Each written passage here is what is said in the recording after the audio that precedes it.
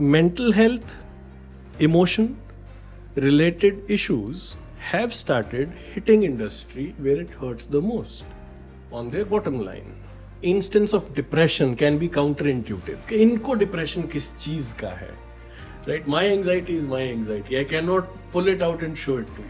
Depression and anxiety and other disorders, which we call as the entire mental health spectrum, it is real, but it is invisible. इसको आप नाप नहीं सकते. And they had also predicted that by 2020, psychological and emotional issues are going to overtake cardiovascular issues as the number one cause of lost productivity. And the more conversations which happen with science as a backdrop, the better chance we have of understanding it and also not suffering from these diseases.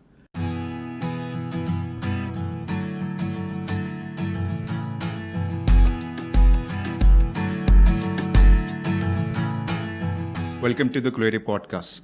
This episode is particularly a sequel to our previous episode where we talked about brain health, mental health, and our guest of honor at that time was Ms. Pia, who happens to be a founder of MindSmith, a company which is helping people facing with these problems. Today, in this sequel, the guest we have is her co-founder, Dr. Satyen Sharma, who will tell more detail about the medical side and the medicine side. We'll try to question him on things which are not the very famous question to ask from a doctor, but yes, we'll try to get those answers from him.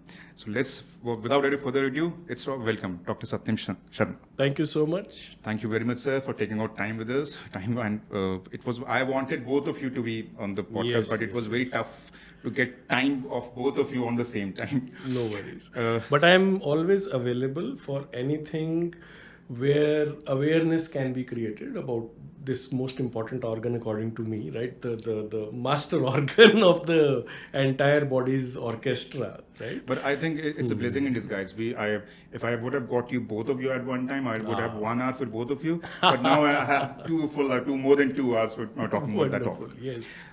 So to start just a little about Pia has talked about it. A little your description or your explanation about brain health. You said you don't like the word mind. No, I don't, because the mind doesn't exist.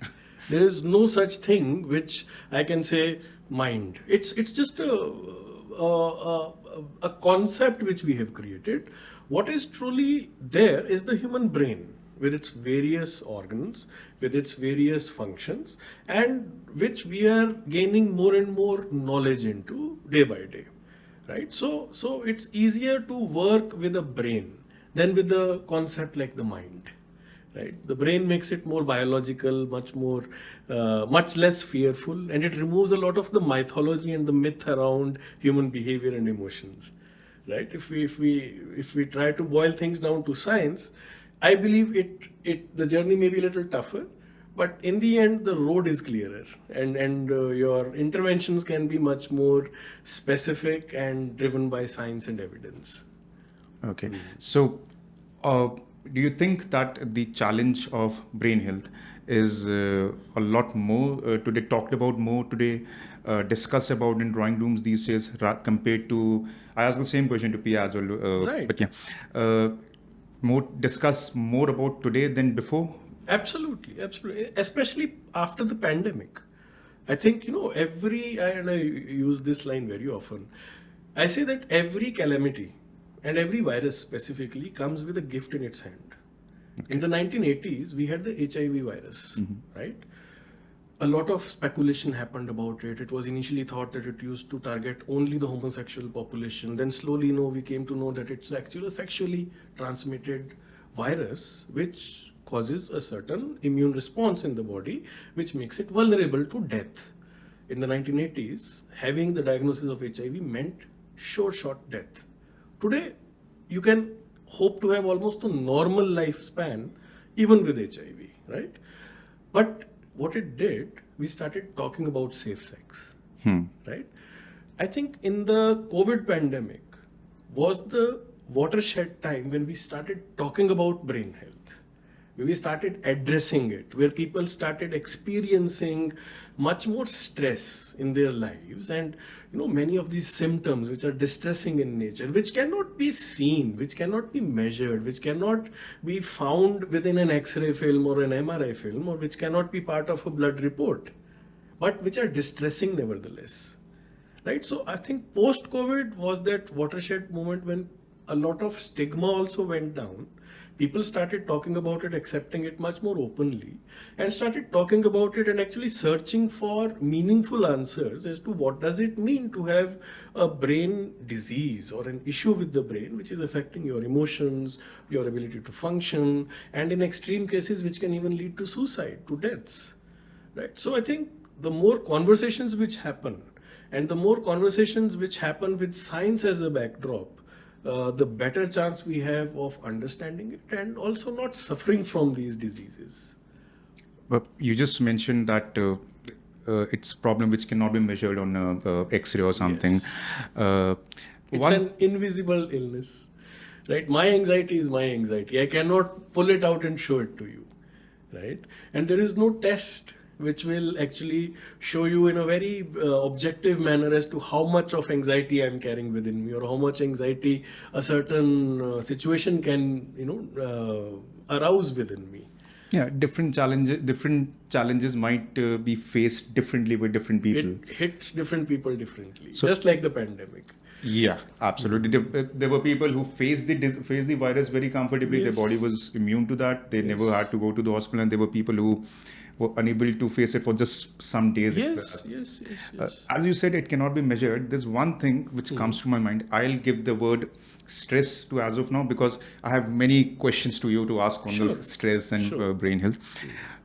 We at this podcast, we moreover talk about startups, businessmen, entrepreneurs, Right. the business community as well, as at large.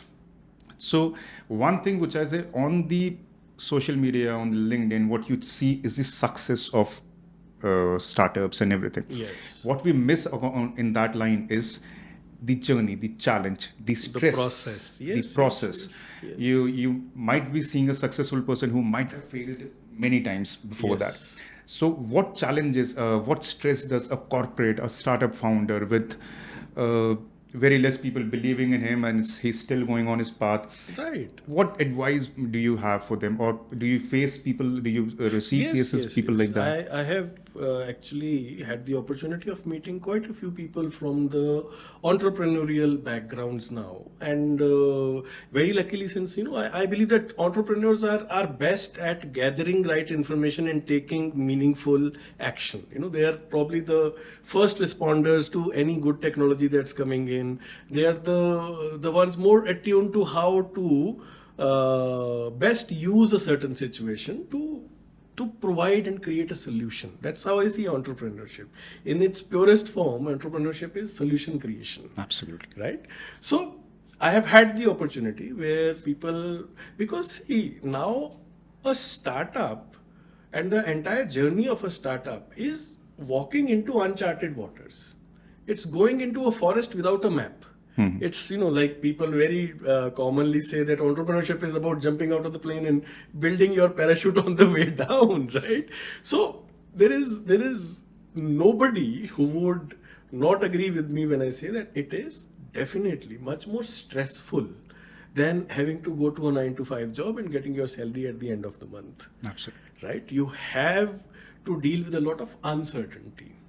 You have to develop skills as you grow in your entrepreneurial journey. You may start off your enterprise with a certain picture of what is demanded of you, and during the journey, your journey will change you. You may be working towards something entirely and completely different from what you actually started off with, right? Because on the journey, you discover that what I was thinking probably needs a little revision here. Something has changed. My interpretation of the market, maybe it wasn't the correct. Maybe I have got more data now to understand how to pivot it. Oh, this is what I expected the customer to behave, but no, this is not how he's behaving. I have to change again. So a lot of uncertainties, a lot of change management, so to speak. And in terms of the brain, if I say, what does it all boil down to? it boils down to stress. More things for the brain to manage, right? And anybody who's using the brain to a higher level, to a higher capacity, is now prone to more wear and tear and more issues which might develop in the brain. And these may start off as innocently as maybe sleep loss or having disturbed sleep not being refreshful. This is probably the first thing which I will ask anybody who says that I feel I have a brain health issue. I'll say, how are you sleeping? Right? And that will give me a huge hint.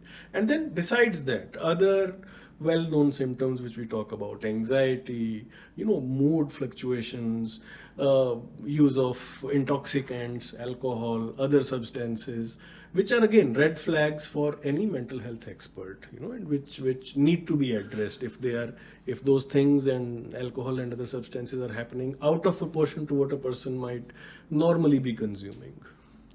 Okay, so how can a startup founder or a person who is into stress primarily face this thing, or primarily avert of a stress converting into a brain challenge? I would see the conditions I will put forth are going to be met with a lot of resistance from most of the startup people I know, because I'm going to tell them, please, you need to sleep in time at a predictable hour, you need to wake up in time, you need to exercise regularly, a healthy mind in a healthy body, right? So yes, your physical health will have a direct correlation with how healthy your brain is. So exercising regularly, eating your meals in time, and sustaining certain predictable predictable cues in your life. But a startup founder's life is all about unpredictability, right? So however good that advice might be, I know that there are one group of humans who would be most challenged to keep up to those particular objects or things which are best for their brain health. I personally, I get to meet a lot of startup founders and a lot of businessmen. So I personally think that one thing is there's something different about people who want to create their own startup. There's from a person who is doing a 9-to-5 job. There's something different about those people. Probably one of that thing is the ambition they have. Right. So probably that keeps them charged up every time, driven. Yes. Okay, I got to go to this. The hustle, the struggle, everything they have. They have that, and they enjoy that journey. Yes, they enjoy that. Probably they are the one who gets successful. Long, but I have also seen successful startup founders who have paid the price with their mental health. We recently had an example of it was not a brain thing, but a medical issue which can be attributed to a lot of unresolved stress over years, maybe. Yes, right? And in fact, one example comes to my mind. I won't name the company. The founder of that company came into a lot of, it was one of the most successful chain of fast food restaurants in the country. Right. And the founder of that came into a lot of financial debt and he decided to end suicide. it. Yes. And on the same time, his wife today has paid who had no 90% of the debt. Yes. She's paid back 90% of that debt by working in that same company, by reviving that same company. By, employing some creative solutions to things. Yeah. Right? So, see, the journey for a startup will never be a straight line. Absolutely. We always know that, right? Straight line is 9-to-5 job. Yeah, that is your 9-to-5 job, right? And when you are wired in that different manner, you actually seek validation for your existence through that particular vision which you have, right? That particular problem, that uncut diamond which excites you, right? This is what I see, and this is what I really love about entrepreneurship, because that brain is wired differently and it wants to be, and it should be ambitious. Why not? I have a huge hope from enterprise for saving the world. They are the ones who are going to come up with solutions for the climate crisis which we have, for the poverty crisis which the world has, for the huge inequality which we see in the world. But it comes at a price, and that is to deal with more and more things for which straightforward solutions haven't been created. It is their job to create those solutions, and it can be stressful. Let's give that its due, that yes, what you are doing is not only difficult, it's also something which will test your resources. So absolutely. But it's not an easy job. It's never easy. In fact, No. a sentence comes to my mind. It's like putting coal under pressure. Yes. There is one coal which turns into dust, and there's another Right. coal which turns into diamond. Right. So that's the journey of a startup. There are many startups which fail as well, but it's They do. something worth giving a shot. It's brave enough to Absolutely. even enter that journey for initial See, stages. people who are satisfied and happy with life, have they ever been responsible for any advancement which humanity has done? It's always the unreasonable ones. It always those who are maybe a little, I would say, a little lazy. People who say, no, I'm not going to walk. I'm going to create a better solution to this. Walking is hard work, right? So those are the people who would go out and invent a car, who would actually make a car better, who would actually go out and change things. So unreasonable people who are not satisfied with the status quo. And they are precious. They are important. They are the reason which I attribute the whole of the journey and the going forward of the human race. But I am concerned about them. That's all I say. Because this journey is going to be hard. Yeah, for sure. So they should be cautious about their physical and the brain And the health brain as well. health. Yes. Okay. Yes. Being more aware of things can help you become better at doing your own job, right? So any early symptoms, if you see, please talk to a good professional, sort it out. You have bigger problems to solve. No, I have a lot of questions about brain health and consulting a professional and the medicine side. I have a lot questions which probably I shouldn't ask a doctor. No, you I'll should, be absolutely. I'll be grilled for that later. No. I'm on this podcast because I think as a mental health professional, it is my job to address all these questions. It is important, right? Because it is not that worldwide it is recognized that overall mental health related issues are both underreported, underdiagnosed, and undertreated. Okay. Right? So we are actually dealing with something for which awareness right now is required. Solutions exist. Solutions are not the problem. Solutions are there. But the awareness as to who do we talk to? Where do we go? What are the symptoms? What are the early signs? These are common questions. And, about drugs, about medicines. Are they habit forming? Are they going to give me some bad side effects? Am I going to become dependent I have on all them? of these questions for you. All Right, of these so- challenging questions so for you. absolutely. And it's my job, I think, as a mental health professional to answer them to the best of my capacity and to the evidence available to me.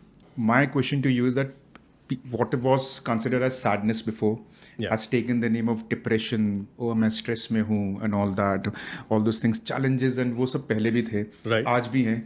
लोग कहते हैं आज ज़्यादा. I think the generation before us had a lot more tougher life with less facilities and a lot more to give.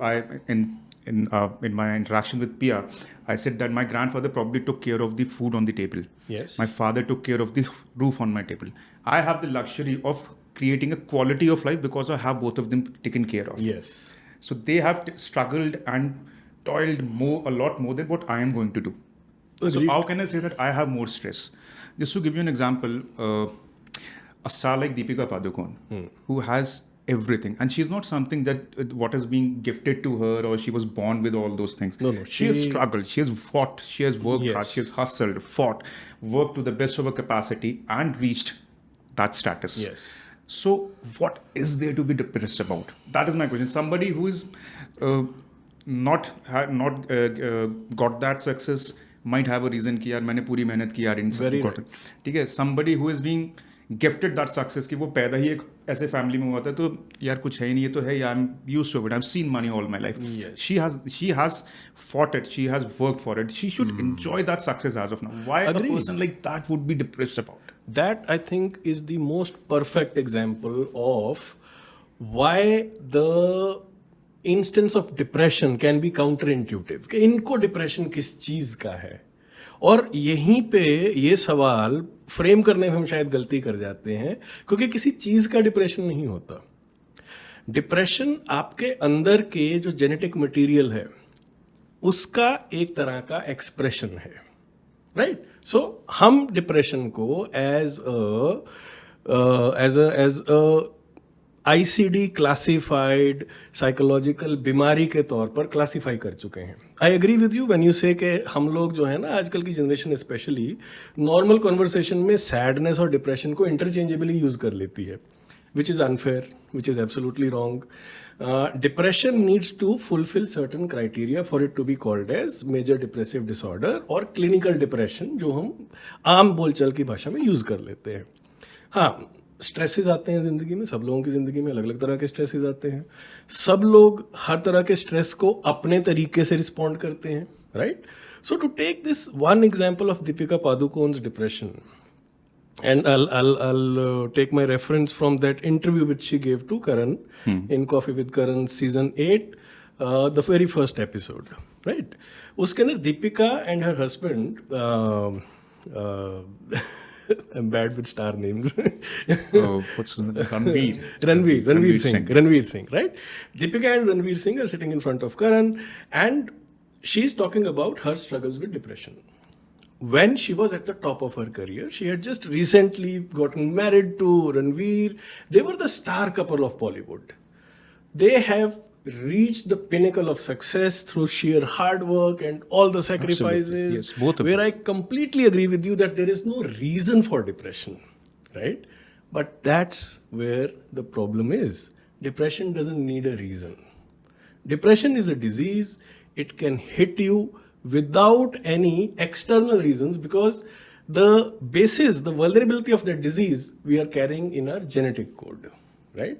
And there might be certain combination or a certain time in life where those genes start expressing in such a way कि सब कुछ होते हुए भी आप सुबह उठ रहे हैं, जिंदगी में जीने का पर्पस नहीं समझ में आ रहा, मोटिवेशन नहीं मिल रही, बिना कारण के रोना आ रहा है.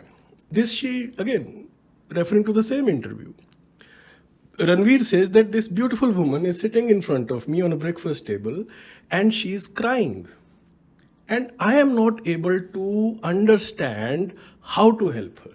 Now, he was very supportive, right? But look at the caregiver's journey also here. उसको नहीं समझ में आ रहा कि क्या हो रहा है, right? तो कुछ दिनों के बाद दीपिका के मदर आते हैं from Bangalore and she stays with her. And then Deepika relates the exact thing which most people struggling with depression do. अपने आप को push करके, you put up a brave face and you act being normal. कि मेरी mother को दुख ना हो मुझे रोते हुए देख के, तो मैं अपने आप को स्टील अप कर लूँ. And this is what she did. For the amount of days she was staying there, she appeared normal, right?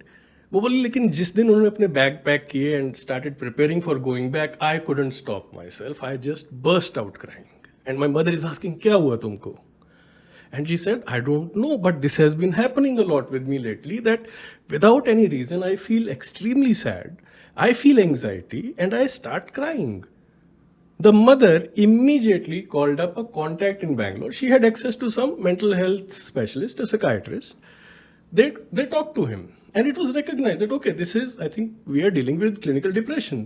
Let me have a consultation with Deepika. She was started on medicine and she very clearly stated in the interview कि मैं अपनी दवाइयाँ पिछले 10 साल से regularly खा रही हूँ because I don't want to go back to that place again. Right? So again, like we said, asthma है, ठीक है, डायबिटीज है, ठीक है. अब एस्थमा और डायबिटीज में डिफरेंस ये है कि डायबिटीज मेजरेबल है, आप नाप सकते हो कितनी डायबिटीज है. एस्थमा वो भी तो मेजरेबल नहीं है. जब शुरू में किसी ने कहा होगा कि मुझे सांस नहीं आ रही, उसे सबने कहा होगा इतनी अच्छी सुंदर हवा है, हमें तो बड़े आराम से आ रही है, तुमको क्यों नहीं आ रही? Because people did not understand the inner physiology of how the lungs and the respiratory system works. Similarly, depression and anxiety and other disorders, which we call as the entire mental health spectrum, it is real, but it is invisible. इसको आप नाप नहीं सकते, इसको किसी आप CT scan में, MRI के अंदर इसकी आप फोटो खींच के नहीं बता सकते कि दिमाग में इतना डिप्रेशन है. राइट? उसी तरीके से ब्लड टेस्ट में कुछ नहीं आएगा, but it's an inner experience. And the biggest hint is this, what you said just now, कि कारण तो कोई नहीं है सैडनेस का, फिर सैडनेस क्यों है, right? So that is where we come to the clinical diagnosis of clinical depression. Okay, I'm sorry to say, I still have my skepticism about the. I agree with that. About this. I personally, let me put it in different words. I think depression is a luxury today, which only the rich can have. I personally think the people poor, not poor, the average people is. जो लोग day to day अपनी life की हाँ, मतलब उसमें भाग दौड़ में लगे हुए, उनको डिप्रेशन नहीं होता. हाँ, because they don't have the luxury of going into depression. I will counter you with statistics. I'm not saying you. No. I'll just present some statistics. I appreciate your skepticism because this is the only way in which science can progress. I want skepticism. मैं नहीं कहता कि आप सिर्फ मेरी बात believe कर लो, right? मैं चाहता हूँ आप इंटेलिजेंट सवाल पूछें ताकि हम उनको डाइसेक्ट कर सके, हम देख सके अवेलेबल डेटा के साथ, अवेलेबल जो भी हमारे पास मेट्रिसेस हैं उसके साथ कंपेयर करके देखें क्या ये सच है क्या. Like you said that depression is a luxury for the rich, but data shows us that most of the suicides are happening amongst daily wage workers, right? So how does depression kill somebody? It kills through suicide, right? We have generally started, today's generation have started using the word depression, replacing it with challenges in life. Yes. Okay. For example, you open LinkedIn today. Everybody is an influencer. Yes. Okay. People half my age are influencer, having this much, they've gained such money, and people like, he's achieved so much in so young age. Yes. He's so talented. Why am I not talented? So I have two choices. Either suck it up and start working hard, or I go into अरे यार मैं तो बेकार ही आदमी बिल्कुल. Yes. ठीक है. And this second option is the more common one. And why is that? Because social media. I think we are making that as a common one. But पहले that's what I'm saying. The upbringing before was a little different. The upbringing you went through, the upbringing I went through. It was not that कि to become whatever challenges you got failed, कोई बात नहीं. Try again. There's a very famous line by some writer. It's like, it's hard to apply that into your life, but I believe that very much. Ever tried, ever failed, try again, fail better. Fantastic. Okay. And I believe in that. I completely believe in that. Now, when you talk about in this generation, we are seeing a higher vulnerability for labeling themselves as depressed or having gone through that, right?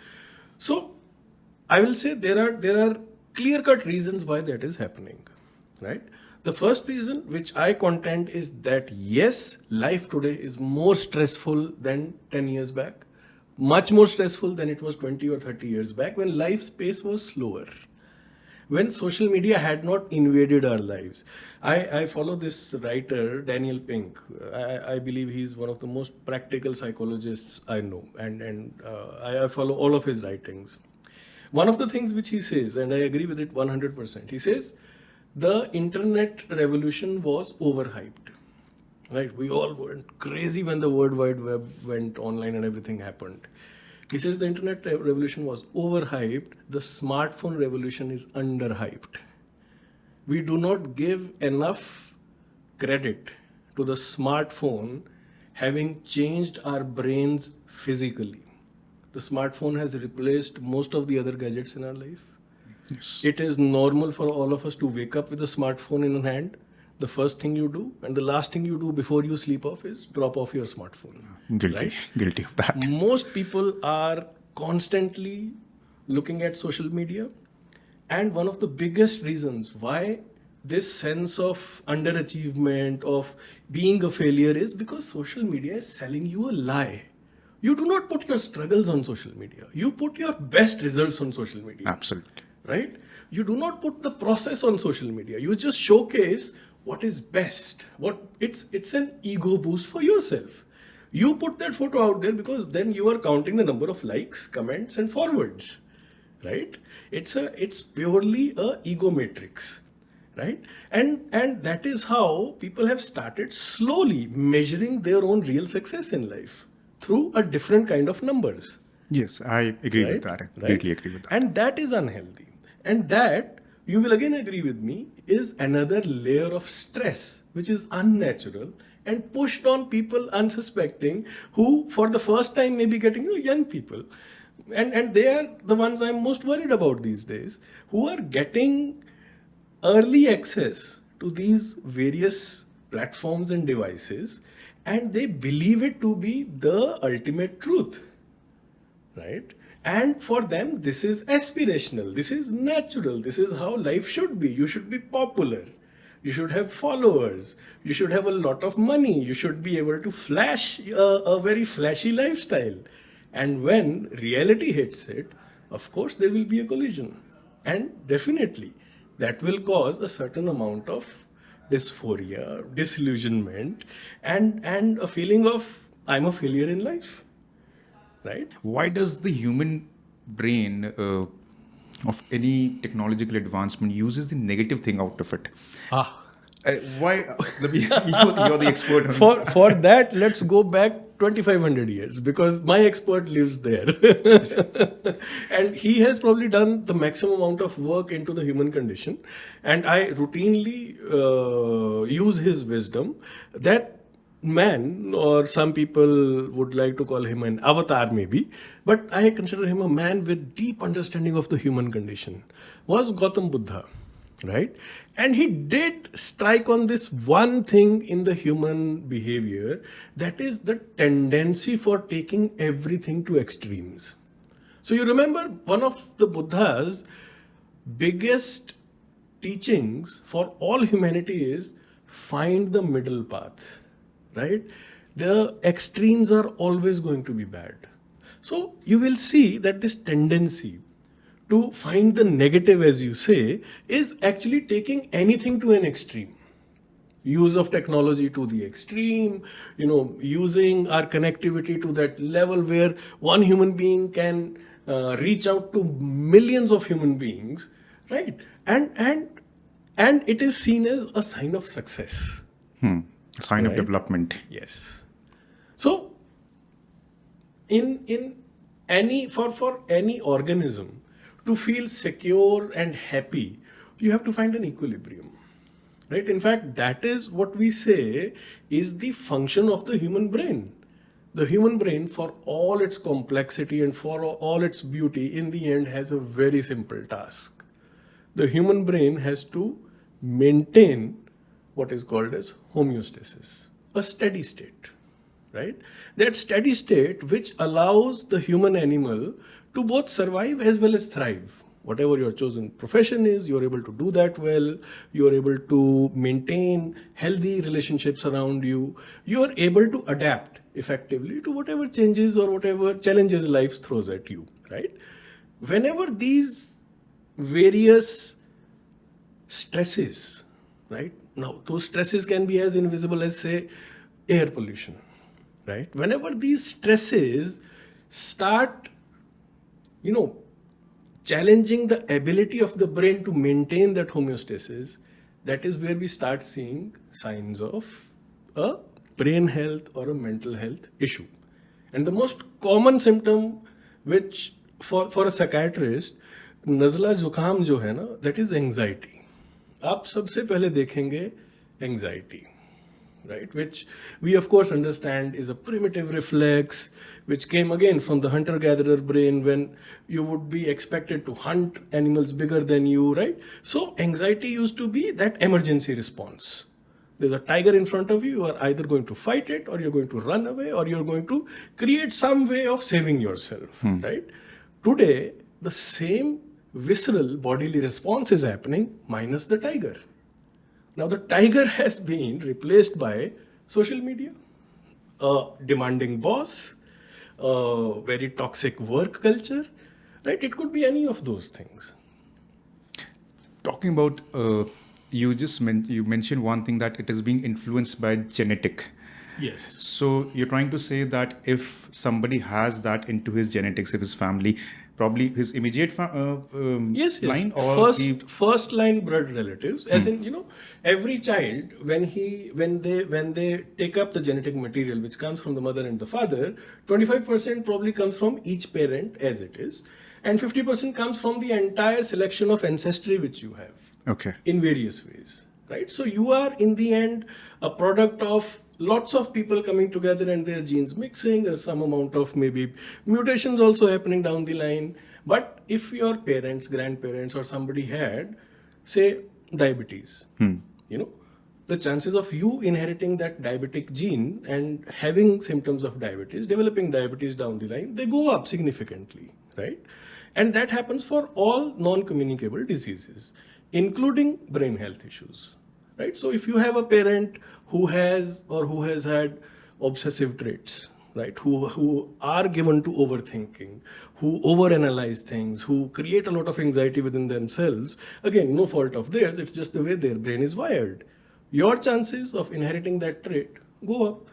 Okay, so the thing is that genetic thing, nobody has a control over shield it, or a choice over it. A shield over it, nobody has. It's the hand you are dealt. Okay. So, and the challenges of social media and everything, where there is no way of going away from that.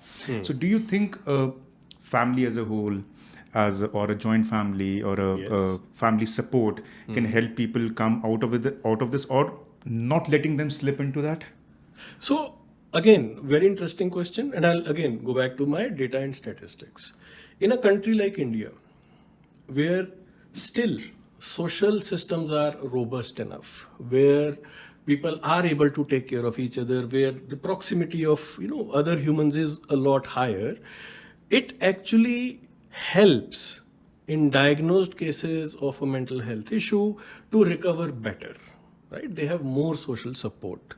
Also, it has been shown that for diseases like schizophrenia, the incidence is higher in urbanized, westernized would be a wrong word, urbanized centers, more industrial centers. Okay. It tends to be higher. So I think it's again, humans are a social animal, and WHO this year only came up with this report that the biggest issue for human brain health, which they are bothered about, is loneliness in the West. Not in India, right? In India, we are still not, except maybe again for more of an urban phenomenon than a rural phenomenon. But the West has already started declaring it as an issue of concern where they need to address this, right? So social isolation is something which will worsen your mental health. In India, we do not have that problem, but we again, to re-quote Gautam Buddha, we have probably the opposite problem, where we have a little too much of intrusion into the individual's life, right? Where your life is determined many a times by societal expectations, your cultural, cultural expectations, and that sometimes can create its own set of symptoms in human beings, right? That's it. All different topic and a discussion. I do agree. Yes, we'll definitely plan another session on that. Probably. And you just mentioned about toxic work culture and everything. For sure, that's one thing that every working employee will not face, but identify that. Yes, I know that this is some. Right. So, do you think you face cases? People come to you for help. For what I'm asking is, do you think the companies at large understand that there is something called, keeping my skepticism aside, right, the companies at large understand that there is a thing to be addressed as mental health, and they should create an environment? Now it is happening. Yes. Okay. Now it is happening. Why? And that's again interesting, and this you will definitely agree with. Now, studies are showing that, at one point in time, before 2020-ish, the WHO had very clearly mentioned that cardiovascular diseases were the number one cause of human mortality as well as morbidity. Morbidity meaning sick days, not working, right? And they had also predicted that by 2020, psychological and emotional issues are going to overtake cardiovascular issues as the number one cause of lost productivity. By 20? By 2020. Okay. We've already passed that. Okay. And then the pandemic happened in 2020. So Well, we always knew as professionals that there is a mental health pandemic happening everywhere because of simply the amount of stress which is increasing, the kind of, aspirations versus the kind of opportunities, and everything else between that. We always knew that there is a mental health issue which is going to come to the surface very quickly. And the pandemic just basically took the covers off it. It was a black swan event, right? It was something which disrupted all of our lives. For those 2 years, we will never be the same again, and we will keep repairing and finding the outcomes of those pandemic years. I think even a decade down the line, there will be issues. So, mental health, emotion related issues have started hitting industry where it hurts the most, on their bottom line, Money. right? So once industry realizes that absenteeism is increasing, that presentism is increasing. Now that's a very interesting concept. I also came to know of it very recently. That you are present physically, but you are not all there, Okay. right? Your productivity is going down, right? We have heard, of course, talk about burnouts in corporate offices, right? I have myself treated several cases of corporate burnouts, right? And that is just pushing yourself to meet those targets which keep increasing incrementally. As for a good worker, what is the reward for good work? More work. Right? That's how corporate understands it. But they keep pushing it, and people keep taking on more and more responsibilities until they drive themselves to a burnout, right? Which is a very real phenomenon. We've seen that happening. And now we are realizing that for companies are smart. When something hits them on the financial side, they will take cognizance of it, and they will start making amends for it. To rehire a new person and to retrain them and then give them that role would be a much higher cost for a company. It makes much more sense to invest in mental health. Now you will see some of the changes which are happening, especially in these more aware areas, which actually produce good data and good, researches in terms of how to improve productivity. You'll see that a lot of Europe is now going towards a 4-day work week, right? Which would seem counterintuitive, right? But then I would say that in this day and age, let's not put industrial era matrices to what is now the conceptual age. Now you don't need to sit and work on a factory line to be productive. This is the age of ideas and concepts and understanding concepts and creating concepts, right? So here it actually makes more sense to work less hours in a week, but actually give your employees more freedom, more time with family, more time for recreation, for them to be more productive. And that is the reason why a lot of European countries, as I mentioned, are going towards very strongly. Germany was the latest example of now going towards a 4-day work week, right? Well, Europe is into an economic shambles right now. It is. I do agree. Yeah. But on that, I personally think not every work can be done sitting at matlab work from Right. home. So that is again a luxury which probably every field will not enjoy. It might be luxury for certain technical fields they can enjoy, but not. There are certain works which has to be done on site. Agreed. Okay, that you being said that the company is realizing this. Does a person realize that he himself is into a mental stress, or he just if there's a, as I was saying, challenge hai face karo.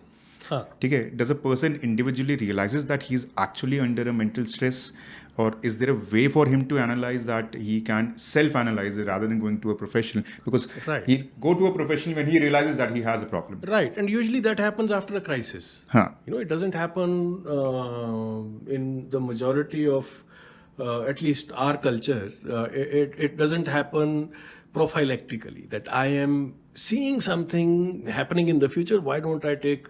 We are not very good at taking timely action when it comes to our own health. Indians, when we used to read our textbooks of surgery and gynecology, we used to see that the biggest records for the largest ulcer to be removed used to be an Indian, right? The biggest fibroids, because we are very good at living with the disease state, carrying on, ignoring our own health. देखा जाएगा. हाँ, वो नहीं, ये कोई बात नहीं है, मैं चला लूंगा अभी. And it is not something to be proud of, right? In the West, you will see that people are much more aware about their own health conditions and they take it much more seriously, right? So, same thing. And your question is very valid. And I have seen that people who are more aware of themselves, who do put in a lot of energy into analyzing themselves and their own body cues, they are able to make amends faster, adapt better, and actually even escape a bad episode also, because of just taking timely action, like any disease. And but for the most of us, I think the rule still remains that depression, anxiety are underdiagnosed and undertreated in the general population, right? So I would yes, by the time patients do come to me, usually my regret is that, if we could have met earlier, we could have avoided the crisis, right? But I'll tell you a few soft signs to look out for, right? For any individual, I think 60 to 70% of brain health is the quality of your sleep. Okay. Right? That's where it begins. If you're able to sleep well, I would say I have very few concerns about your brain health. Right? Because sleep is the most sensitive index. Right? Beyond and besides that, I mean, this is still true from Freudian times when he was asked that, what is brain health? And he answered it very beautifully in a very short sentence. He says, there is love and there is work. Right? So what it means is that if you are able to perform well in these two discrete areas, that is, firstly, your close, intimate relationships, and secondly, your chosen profession or work. Okay. If you're able to operate well in both of these, then there is, I would say, for me as a professional, I would say, yes, you are mentally healthy, right? But if you see any disbalance happening between the two, then one should be a little more mindful that, do I need to see a specialist? Am I operating well in both of these areas, or are both of these areas or either of these areas giving me more stress than pleasure and purpose? Right? So that is where I would say, yeah. But every one of us has problems in both of these aspects of life. Both of the things, personal life, there will be ups and downs. Yes. Work, ups and downs I'm okay with. But has it been consistent? Has it been regularly taking more away from you than giving you? Right?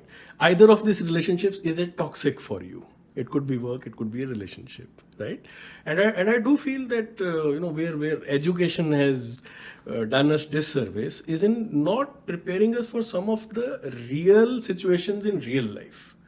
For example, all of us and most of the happiness and sadness which we feel in life is going to come from mostly your relationships. And did we have even a single lecture or a class during our entire academic calendar about emotional health, about emotional intelligence, about naming your emotions, about managing your emotions? Almost never, right? Probably humanity has a lot more bigger problems, or not bigger problems, survival problems. Yeah, but I feel that it's a missed priority, right? I believe that should have been done. Because in most people's lives, you will see that their sufferings as well as joys come from, having healthy relationships around. Absolutely. Personal level, in terms of business also, if it's a catch-22 situation. If your professional life is good, your personal will be good. If your personal is good, your professional will be good. Yes. It's like that. They both complement each other. If one is receptive, second is destined to be disturbed in one way or the other. Right. Now, that particular point, I'm just one sentence on that. The actress we were talking about, she had a perfect balance of both. Right. Her professional life was good. Her personal life was good. Absolutely. She had everything. So it was only the genetic which would have triggered. Yes. Okay. Yes. So there are certain ages at which your genetic expression changes. That is how biologically our bodies are programmed, right? For women, unfortunately, those stages are much more. Okay. Right? Because women have to deal with more hormonal changes within their body for the body to prepare for childbirth.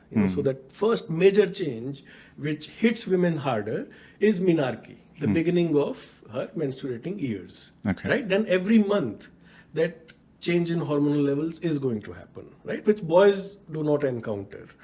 And then there is menopause. Again, another change which hits women harder. Men, we are talking about andropause, but it's still not exactly a clinical entity, right? We do see amongst men something called as a midlife crisis between 35 to 45, right? But that has been very clearly shown to be, again, a change in gene expression as the body and the gene pool ages, right? But women get much more of it. They have more events happening within their body, which make them more vulnerable to psychological and emotion related issues at times. Okay. Another question which comes to my mind is purely medical part of this challenge of mental health, of brain health, is that people, including me, are very concerned or skeptic about the kind of medicines which are being given. Because a lot of people are like, yaar, ye to it will don't go, मतलब ये तुमको डल कर देगा, of course, ये तुमको सुला देगा सिर्फ, ये तो तुम I सोते hear this रहोगे every day. कि this is actually more harmful to you than good. All these conceptions, or misconceptions, whatever that is. Absolutely. So can you throw some light on that? And some of this picture in our head of psychiatric medicines is well deserved, because initially, when the initial drugs came out in the 1950s and 60s, they were even named like that. The first strong and true antipsychotic which we had was called as Largectal. The name itself indicates that it was a large acting molecule, right? As in, it would dull the person down. Now, it was used only in the most severe cases of psychosis, right? But it would give you all those side effects which we are scared of, right? A mask-like face, unable to show any expressions, almost zombified, maybe drooling at the mouth, right?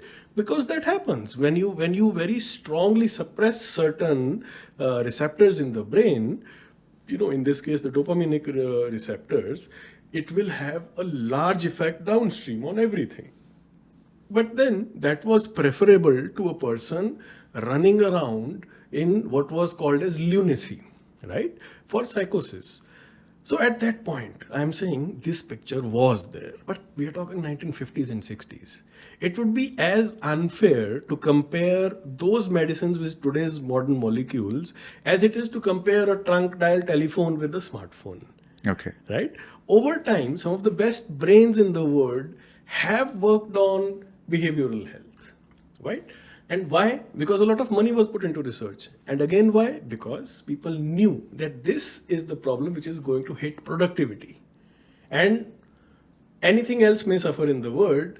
To the capitalistic world, loss of productivity is unacceptable, right? So a lot of work has gone into it. I'm a second generation psychiatrist, right? So my father, when he completed his post-graduation, he had like 3 molecules, a lot of theories about how the brain might be working, how emotions work, what mind is, a lot of those theories which were non-biological in nature, as we describe them these days, right? But in terms of real efficacious molecules, 3 molecules, and the 4th one was ECT, what we call as shock treatment. Okay. What has been depicted very negatively in most media, including Western media, right? Mm-hmm. So it was usually, the shock treatment was shown as something like a punishment which would be given to a person for behaving irresponsibly or, in a manner which is not acceptable to society. Absolutely not. Modern ECT happens under general anesthesia. It's one of the most peaceful procedures that can happen, right? And it can only be compared to another medical procedure, which is cardioversion, right? When a heart stops and 2 paddles are applied to the chest to restart the heart. When the brain is given a shock, it is like trying to reset whatever electrical activity was going on in the brain, and you would see results with that.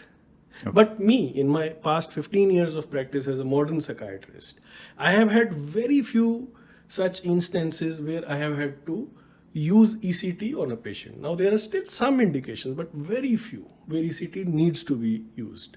And why is that? Because today I have more than 200 molecules. All of those molecules have become more and more receptor specific, more and more, more and more. I can actually target the exact behavior which I want to have an effect on, and they are becoming safer. So in modern psychiatry, your choice of molecule mostly now is based on the side effect profile, right? And you can choose and pick, and you are still spoiled for choice. If, for example, one particular molecule doesn't suit somebody, you are spoiled for choice to pick up what next I can possibly give, right?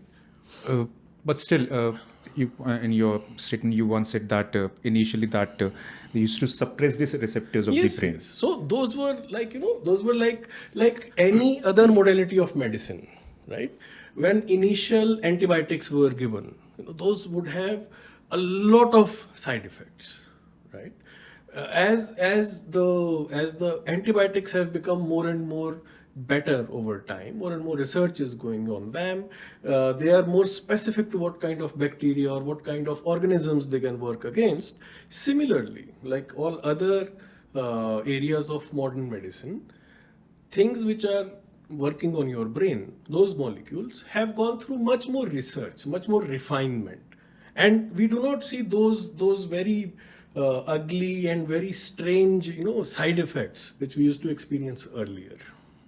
So today's medicines are not, they don't suppress the brain, but they... Quite the contrary, in fact. Okay. Because now the idea is that the entire idea of giving medicines to a patient is to improve brain performance, right? Okay. Now, one question which I think, for example, if you see a case which is probably in their primary stage of getting into this problem, what would be the best possible suggestion? To go into medicines or to get into an emotional counseling or a family support or a non-medicine approach? So, in my opinion, I think still the best approach is a combination of both, a rational combination, right? Now, for example, supposing I get a young child who has got examination phobia and has to go for exams in the next week or something like that, right? What will work the fastest?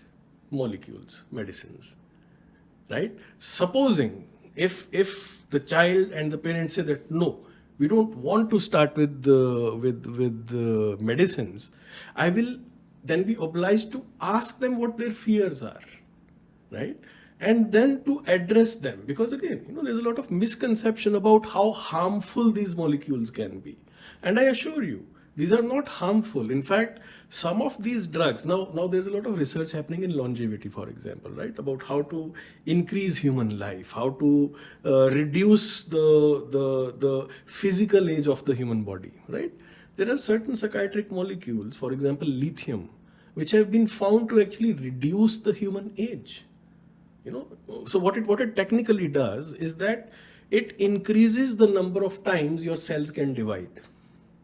Okay. Right? So when natural death happens, it happens because cells reach a certain number of divisions. Their telomeres, which are ends of chromosomes, they tend to start getting smaller and smaller with each subsequent division. And that is the time when senescence or programmed cell death starts happening, which we call or which we see as aging and death in humans, right? And there's a lot of research on increasing age, on increasing or keeping the body younger in spite of the age, right? So lithium, as I said, is one psychiatric molecule which has found evidence of actually reducing age of the body, right? And similarly, several other molecules have been found to actually improve things within the brain and downstream effect on the body. So the fear of these molecules is unfounded. Modern psychiatry is there to actually help you out of this. And in fact, what used to be a certain taboo a few years back used to be that it was a very common occurrence for us to see that if a lady got pregnant, the gynecologist would straight away say that, stop all psychiatric medicines because of the fears on what it will do to the developing fetus. But now so much of study and so much of evidence has come in that there are so many molecules which are not only safe, they actually improve and reduce the chances of other mishappenings happening during the pregnancy. Like miscarriages, like preeclampsia, like pregnancy-induced hypertension. So now we have an entire group of drugs and well-informed gynecologists also who insist that no, I can't have a patient who's anxious, right? So I need your anxiety to be controlled. Go to a good doctor, get your medicine started so that we can give you, see, a less anxious brain will anyway be creating a less anxious and a more welcoming body for the baby, right? And that stands to common sense, right? So I'm feeling and that a lot of this skepticism will be cleared up if one sits with a specialist and talks it through, right? Do not assume that, it's like just like saying that, cars don't travel very far because ambassadors tend to overheat and then one has to put water into the radiator. That used to happen in the 80s, right? It doesn't happen anymore. So if ambassador cars have improved and we have now diesel vehicles which can go for like 800 kilometers without even worrying about overheating or anything, right? Why should we be scared about this particular part of science? Everything is developing, everything is becoming better to make the human experience, the human life better, right? So when we use science in everything, something as unnatural as flying through air, right? Why should we not use science to make our inner lives better and stop fighting with the disease yourself? Let the molecule fight with the disease. You live your life. Yeah, but first of all, we have to identify it as a disease. Absolutely. First now. Yes. And that is still a challenge. All over the world, mental health conditions are underreported, underdiagnosed, and undertreated. We are not having a crisis where we are pushing too much medicine into too many people, which usually many a times I hear a lot of people saying. You talk to those patients who have struggled with the disease for months to weeks to years to lifetimes, and then found the right molecule and suddenly seeing the quality of their life improve. And I have so many examples of them, right? One thing, it's very important for me, in all the lifestyle diseases, for example, diabetes, there is one approach which the medical science gives, and there are certain that they also call themselves as science only, but they say कि मेरी ये दवाई ले लो इससे बिल्कुल ठीक हो जाओगे, and the modern doctors say कि नहीं, they are steroids or something. So are there any fake shops or any quite a lot in this which can actually harm you more? Absolutely. See, in the entire spectrum of human disease and healing, from times immemorial, there have been snake oil sellers. There have been fantastic claims made many a times by many people, and very recently I'll say that the Supreme Court has given a landmark judgment very recently where they have shown a lot of allowance with these broad claims which a certain company has made in India. I'll not name it, but I think all of us know what I'm talking about.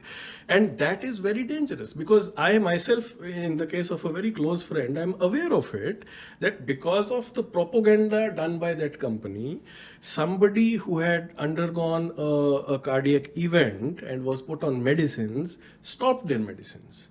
And unfortunately, that led to a second cardiac event happening, right? So it is irresponsible to say that stop all medicines and find a natural way out of it. We are not living in a natural world, with all due respect.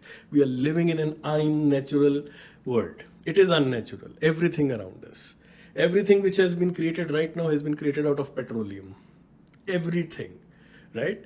We have, no species has found this energy dense a material which has accelerated their progress in 100 years the way humans have done it. We have accelerated to the extent where we have become a threat to the entire climate of the planet, right? So we are, with all due respect, living an unnatural life But we have science to the rescue. We can use these molecules, which are the gifts of science, to make our lives more productive, happier, more livable, and thrive through these difficult times. I have no qualms in saying that these are probably some of the most exciting and at the same time some of the most toughest times for humanity. But on this, coming back to that question, how can an individual which already has challenges of identifying this as a problem, Yes. can identify, okay, this is the right person to go with, or this is the right approach to go with? Go with science. My always submission is, if there's a vehicle which you are taking, you will definitely want to choose that vehicle which has maximum science put into it, right? You will feel safer there, right? Similarly, and it is unfortunate that most of our population, and even some of the educated people, so-called, are lacking in critical thinking, right? When you talk about a particular entity or an agent, for example, anything which comes into modern pharmacopoeia, which is available to a doctor and is marketed in the open market and created by various pharmaceutical companies, it has come through an entire process, right? Come through an entire series of trials. A lot of evidence is created, and then post-marketing also, a lot of evidence is still being gathered as to how it affects different human beings. What are the side effect profiles? And now a lot of information is available, right? But to make sense of that information, okay, supposing you have a tax audit, right? Will you be asking me, okay, Dr. Sahab, tax ka batao kya karna hai? I think it will be very stupid, right? You'll go to your CA or you will go to your taxation advisor to make sense of it, right? Even though all taxation laws are available to you, everything is available online, you can very easily do that, but these are complex pictures. And then your taxation advisor will be able to tell you practically how to solve the problem, right? Because things between theory and practice, there may be a gap, right? Similarly, what is written about drugs, what is known about drugs, versus going to a professional who has actually used those drugs on thousands of patients and actually has a better working understanding of how it happens. I think that is where you cannot go wrong, where your chances of going wrong are lower. Yeah, I agree with that, but not that ki alternative medicine, sometimes people claiming to be giving modern medicines or scientific medicines turned out to be fraudsters. Yes. And because you're dealing with the most important, probably one of the two of the most important piece of your body, a heart and the mind. Right. It's still contradiction, which is more important. Brain. The brain, yes. I'll ask a cardiologist, he'll say the heart. Which is fine. But the heart is a pump in the end. it's Which of makes the course brain important. functioning. It is absolutely. I would never be able to choose one over the other. I need both. Yeah, but the science paternity is in conflict, which is the most important part of the. That's a useless debate. I believe every organ is important. Yes. Liver would be probably equally important. Right? Absolutely. So all these four things, 5 things in the body, they're right. equally important. Right. So this brings us to the end of our podcast. I can go for another 1.5 2 hours with you on discussing all these things into more details, but Absolutely. there's a time constraint for you. So thank you very much, Dr. Satyen, for giving us time. I'm sure a lot of concepts and the thinking has been changed, or at least people being educated about it. Yes. But still, again, this is one field which need to be addressed, and you've thrown a lot of light on it. Thank you very much for that, sir. It's been a pleasure, absolutely. And I am available, please, if you would want me to. I think we were just getting warmed up right now. Yes, we could have talked more on this. I can go on for even longer with this. So maybe we'll create another opportunity. Yes, down the absolutely. line. We'll pick up from here and build a lot more conversation on this. Absolutely. Thank you for having me. Thank you very much. It's been a pleasure. Thank you very much. Thank you everyone who is watching this video for watching this video. For more content like this, where we ask a little non-formal questions, more informative, more educative videos, please like the video and subscribe the channel. We'll continue creating content like this where we get to touch topics which are unconventional and a little informative and will make our life a little better. Thank you very much.